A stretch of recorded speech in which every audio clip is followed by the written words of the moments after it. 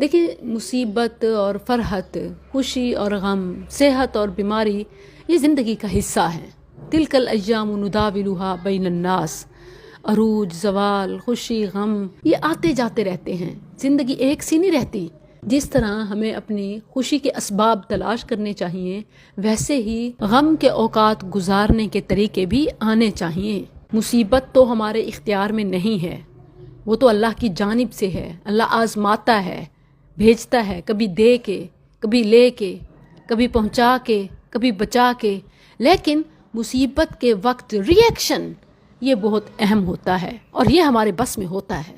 تب جب پہلے سے ہم خبردار ہوں، اپنے آپ کو یہ سبق یاد کراتے ہوں، ہمیں معلوم ہو اب چونکہ اس گھر میں ایک بڑی مصیبت گزری ہے، جوان بچے کا ناحق قتل، اس وقت میں آپ کو وہ اعمال بتاتی ہوں کہ جن کے کرنے سے مصیبت کی سختی، تلخی اور شدت کا احساس کم یا ختم ہو جائے اور مصیبت کا نعم البدل اور اللہ سے اجر بھی ثابت ہو جائے۔ سب سے اہم چیز تو مصیبت کے سلسلے میں یہ عقیدہ رکھنا کہ یہ من جانب اللہ ہے اور اللہ آزماتا ہے۔ وَلَنَبْلُوَنَّكُمْ، اور یقیناً ہم تمہیں ضرور آزمائیں گے۔ اسی طرح لَتُبْلَوُنَّ، یقیناً تم آزمائے جاؤ گے۔ تو مصیبت کو آزمائش سمجھیں کہ اس کے ذریعے سے اللہ مجھے آزما رہا ہے کہ میں کیا کرتا ہوں۔ اس سے صبر کا مظاہرہ ہوگا، یعنی جب آپ پریشانی کو، مصیبت کو آزمائش سمجھیں گے تو مظاہرہ بھی صبر کا ہوگا، کیونکہ مصیبت آنے سے نقصان نہیں ہوتا بلکہ مصیبت میں گھبرانے سے نقصان ہوتا ہے، بے صبرے پن سے اجر بھی ضائع ہوتا ہے۔ وگرنہ مصیبت تو آتی ہی تجھے اونچا اڑانے کے لیے، کچھ بڑا نوازنے کے لیے ہے، اور اس وقت صبر کا مظاہرہ یا امتحان میں پاس ہونا انسان کو پروموٹ کر دیتا ہے، اپ گریڈ کر دیتا ہے، انسان کو پہلے سے بھی بہتر سے نوازا جاتا ہے، نعم البدل جو مل جاتا ہے۔ پہلی چیز تو یہ ہے کہ اسے اللہ کی طرف سے آزمائش سمجھیں اور صبر کا مظاہرہ کریں۔ صبر آزمائش سمجھنے سے ہی آتا ہے۔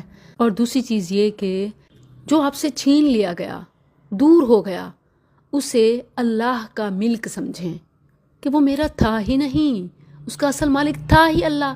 اللہ نے جہاں چاہا وہاں پہنچایا، وہ میرا تھا ہی نہیں، اس کا مالک تو تھا ہی اللہ۔ بے شک اس نے اپنے پاس بلایا یا کہیں اور پہنچایا یا مجھ سے دور کر دیا، تو یہ سمجھ لیں کہ وہ اللہ کا مال، اللہ کا ملک تھا۔ اس سلسلے میں آپ سب کو وہ الفاظ یاد ہیں، لہو ملک السماوات والارض۔ کیا مطلب ہے اس کا؟ زمین و آسمان کی ہر چیز کا مالک اللہ ہے۔ اگر اس نے کوئی چیز کچھ عرصے کے لیے آپ کو دی تو آپ کو اس پر خوش ہونا چاہیے، پھر واپس لی تو ناراض اور شکوہ شکایات نہیں کر سکتے، کیونکہ تھا ہی اللہ کا۔ ان اللہ یفعل ما یرید، ان اللہ یفعل ما یشاء، لا یسأل عما یفعل وہم یسألون۔ کوئی اس سے کیوں، کیا، کیسے، ویسے کر ہی نہیں سکتا، وہ سب سے کر سکتا ہے۔ واللہ یحکم لا معقب لحکمہ۔ پھر مصیبت کے وقت اپنے آپ کو بار بار یہ باور کرائیں کہ یہ سب اللہ کے اذن سے ہوا ہے۔ اللہ کے علم کے بغیر تو کوئی پتا بھی نہیں گرتا، تو آپ کی زندگی کا اتنا بڑا واقعہ، حادثہ کیا اس کے اذن کے بغیر ہو گیا؟ یہ سب اللہ کی کتاب میں پہلے سے لکھا تھا۔ الا فی کتاب من قبل ان نبرأها، زمین پر کوئی مصیبت نازل نہیں ہوتی، نہ ہی تمہاری جانوں میں، مگر وہ ایک کتاب میں ہے، یعنی لوح محفوظ میں۔ یہ عقیدہ رکھنا کہ یہی اللہ کی تقدیر میں تھا، انسان کے اجر اور صبر کو ثابت کرتا ہے۔ قل لن یصیبنا الا ما كتب اللہ لنا هو مولانا وعلی اللہ فلیتوکل المؤمنون۔ قل کہہ دیجئے، لن یصیبنا، ہمیں ہرگز کوئی مصیبت نہیں پہنچے گی، الا مگر ما كتب اللہ لنا، جو اللہ نے ہمارے لیے لکھ دیا، ہوا مولانا، وہ ہمارا مددگار ہے، وعلی اللہ، اور اللہ ہی پر، فلیتوکل المؤمنون، اہل ایمان کو بھروسہ کرنا چاہیے۔ پھر جب آپ نے اسے اللہ کا اذن، اللہ کا امر، تقدیر کا لکھا سمجھ لیا تو اب اسے شر نہ سمجھیں، کیونکہ اللہ کبھی برا نہیں کرتا، خاص طور پر اہل ایمان کے ساتھ، اور پھر اللہ کے ہر فیصلے میں خیر ہوتی ہے۔ اس مصیبت میں بھی خیر کی امید رکھیں. وَعَسَىٰ أَن تَكْرَهُوا شَيْئًا وَهُوَ خَيْرٌ لَكُمْ وَعَسَىٰ أَن تُحِبُّوا شَيْئًا وَهُوَ شَرٌّ لَكُمْ وَاللَّهُ يَعْلَمُ وَأَنْتُمْ لَا تَعْلَمُونَ. ہو سکتا ہے تم ایک چیز کو ناپسند کرو اور وہ تمہارے لیے بہتر ہو، اور ہو سکتا ہے کہ تم ایک چیز کو پسند کرو اور وہ تمہارے لیے بری ہو، اور اللہ جانتا ہے تم نہیں جانتے.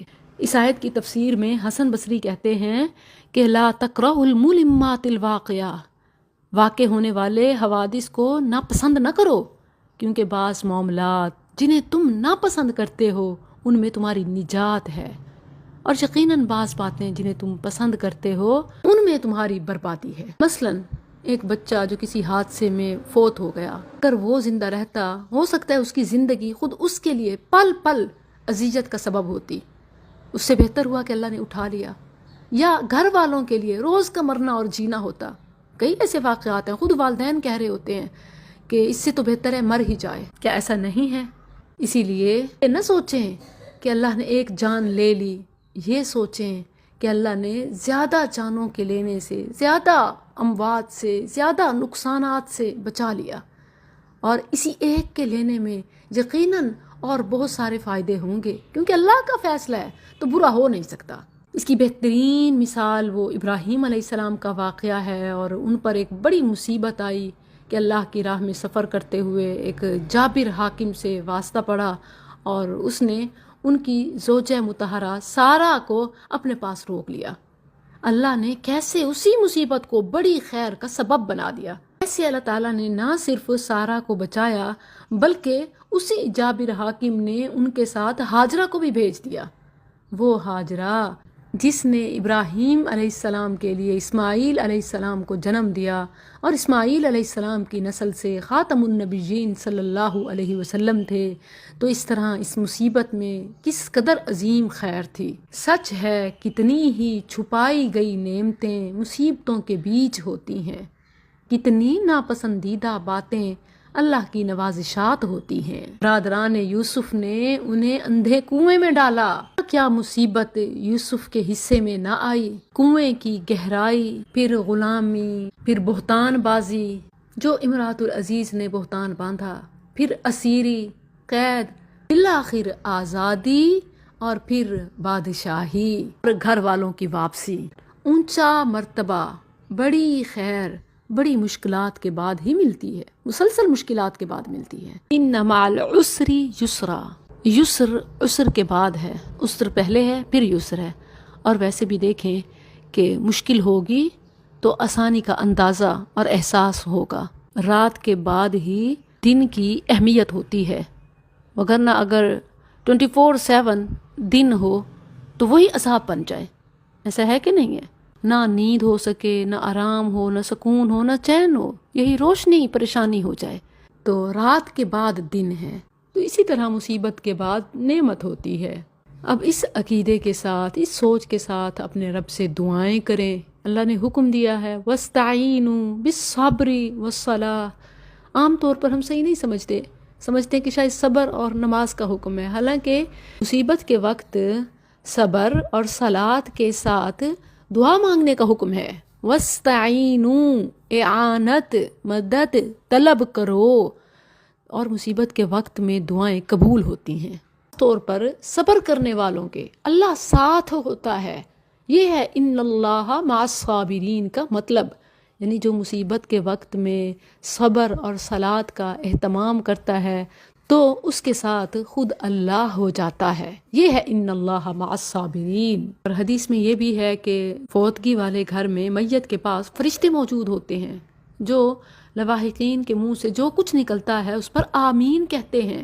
جو اچھے کلمات کہتے ہیں وہ ان کے حق میں قبول ہو جاتے ہیں، جو ہائے ہائے واہ ویلا اور بے صبرا پن کرتے ہیں تو اپنے ہی اجر کو ضائع کر بیٹھتے ہیں، اور پھر یہ مصیبت ان کے لیے واقعی زحمت بن جاتی ہے. مگر نہ مصیبت رحمت بھی ہو سکتی ہے. یہی تو بنیادی طور پر آزمائش اور سزا میں فرق ہے. جس مصیبت کے بعد اب رب کے قریب ہوتے ہیں تو وہ آزمائش تھی، آپ کامیاب ہوئے، آپ کو آزمایا جا رہا تھا اور آپ کامیاب ہو گئے ہیں.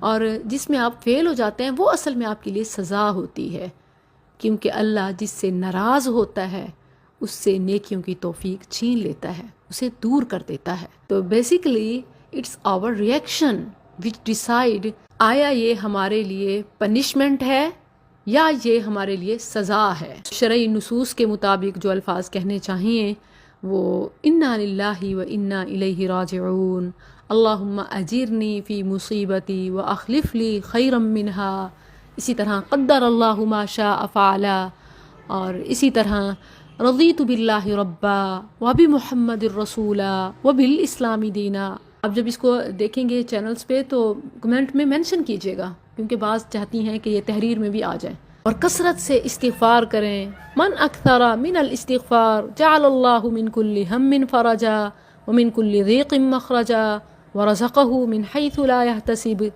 جس شخص نے اللہ سے اپنے گناہوں کی کثرت سے معافی طلب کی، اللہ اس کے لیے ہر غم سے چھٹکارا اور ہر مشکل سے نکلنے کی راہ بنا دیتا ہے۔ اور قرآنی نبوی جو دعائیں یاد ہیں وہ تو مانگیں، لیکن اس کے علاوہ اللہ پریشان کی خود سنتا اور جواب دیتا ہے۔ من یجیب المضطر، تو اپنا حال دل اپنے رب کو سنائیں، اپنی زبان میں زیادہ سے زیادہ دعائیں مانگیں۔ اللہ صلی اللہ علیہ وسلم کا فرمان ہے ان الدعاء ينفع مما نزل ومما لم ينزل فعليكم عباد اللہ بالدعاء۔ بے شک دعا نازل شدہ، جو مصیبتیں نازل ہو چکی ہوتی ہیں، ان میں بھی فائدہ دیتی ہے، اور ان میں بھی جو ابھی نازل نہیں ہوئی۔ تو اللہ کے بندو فعلیکم عباد اللہ الدعاء، آپ نے فرمایا اللہ کے بندو دعا کو لازم کر لو، یعنی وہ جو کچھ ابھی تقدیر میں لکھا ہوتا ہے لیکن ہوا نہیں ہوتا، دعا میں یہ تاثیر ہے کہ دعاؤں کے اثر سے بدل جاتی ہیں تقدیریں۔ رسول اللہ صلی اللہ علیہ وسلم کا فرمان ہے لا يرد القضاء الا الدعاء، قضاء کو، تقدیر کو کچھ نہیں ٹال سکتا سوائے دعا کے۔ یہ ہمیں سکھایا گیا ہے، دعائے قنوت میں ہے نا، قنوت وطر میں، قنا شر ما قضیت، اللہ جو برا فیصلہ تو نے کیا ہو تو اس سے ہمیں بچا لے۔ اللہ دعا قبول کرتا ہے، اس سے بچا لیتا ہے۔ اور یہ بھی ہو سکتا ہے کہ انسان کا دعا کرنا لکھا ہو تو اس کے ساتھ پھر اس کا ٹل جانا بھی لکھا ہو، دونوں صورتیں ہو سکتی ہیں۔ ساتھ ساتھ فرائض کی ادائیگی اور تمام نوافل کی کثرت سے اپنے آپ کو اس غم سے بچانے کی کوشش کریں۔ جیسے نبی صلی اللہ علیہ وسلم نے کعب بن عجرہ رضی اللہ عنہ سے فرمایا تھا یا کعب بن عجرہ الصلاة قربان والصوم جنة والصدقة تطفئ الخطیئة كما يطفئ الماء النار۔ اے کعب، نماز اللہ کی قربت کا ذریعہ ہے، الصلاة قربان، نماز رب کی قربت کا ذریعہ ہے، اور جب رب کی قربت نصیب ہو جائے تو کیا کوئی غم باقی رہ سکتا ہے؟ اور پھر وہ صوم جنہ، جہنم کے آگے جو چیز ڈھال ہے وہ روزہ ہے، روزہ ڈھال ہے، اور صدقہ یہ گناہ کو ختم کر دیتا ہے، ایسے جیسے پانی آگ کو بجھا دیتا ہے۔ صدقہ کو دافع بلا بھی اسی لیے کہا جاتا ہے کہ چونکہ مصیبتیں اکثر اوقات ہمارے گناہوں کی وجہ سے ہی آتی ہیں، فَبِمَا كَسَبَتْ أَيْدِيكُمْ، مصیبتیں گناہوں کا نتیجہ ہیں اور گناہ صدقے سے دھل جاتے ہیں، تو صدقہ دافع بلا ٹھہرا۔ ہو سکتا ہے آپ کہیں کہ جو ہونا تھا ہو گیا، اب کیسے اس کو ریورس کیا جا سکتا ہے، گیا ہوا شخص واپس تو نہیں آ سکتا۔ تو اس کا جواب یہ ہے کہ مصیبت بذات خود بری نہیں ہوتی، بلکہ اس کے اثرات برے ہوتے ہیں۔ جو شخص نازل شدہ مصیبتوں کے اثرات سے اپنے آپ کو بچانا چاہتا ہے، وہ اسی وقت اس سوچ کے ساتھ ساتھ یہ کام شروع کر دے، جو بھی نیکیوں کے کام ہو سکیں، اس سے وہ اس کے اثرات سے بچ جائے گا، سائیڈ ایفیکٹ سے بچ جائے گا اور بینیفٹس حاصل ہو جائیں گے۔ یہ ہے بات، کیونکہ آپ دیکھیں کہ ایک مصیبت ہر ایک پر ایک جیسا اثر نہیں چھوڑتی، کبھی تو بربادیوں کے سلسلے شروع ہو جاتے ہیں اور کبھی خوشیوں کا پیش خیمہ ثابت ہوتی ہے، اور اسی طرح کسی کے لیے جان لیوا اور کسی پر اثر ہی نہیں ہوتا، وہ پہلے سے بھی بہتر اور حشاش بشاش ہوتا ہے۔ اس پر وہ سرائکی کی مثال صادق آتی ہے، کہا جاتا ہے کہ کبڑے کو، یعنی وہ شخص کہ جس کی کمر سیدھی نہیں ہوتی، کبڑے کو کہیں نے لت ماری، یعنی پیچھے سے آ کے اس کی کمر پر پاؤں مارا، تو اس سے کیا ہوا کہ اوندا کوب نکل گیا، کبڑے کو لت ماری، اوندا کوب نکل گیا۔ یعنی ایک شخص نے آ کر کسی ایسے شخص کو اس کی آلریڈی کمر میں ریڑھ کی ہڈی میں مسئلہ تھا اور وہ جھک کے چلتا تھا، سیدھا نہیں ہو سکتا تھا، اس نے جو اس پر آ کر کوئی ضرب ماری تو اس کا وہ ٹیڑھا پن ختم ہو گیا اور اس کی کمر سیدھی ہو گئی۔ کوئی مصیبت کمر توڑ کے رکھ دیتی ہے اور کوئی کمر سیدھی کر دیتی ہے۔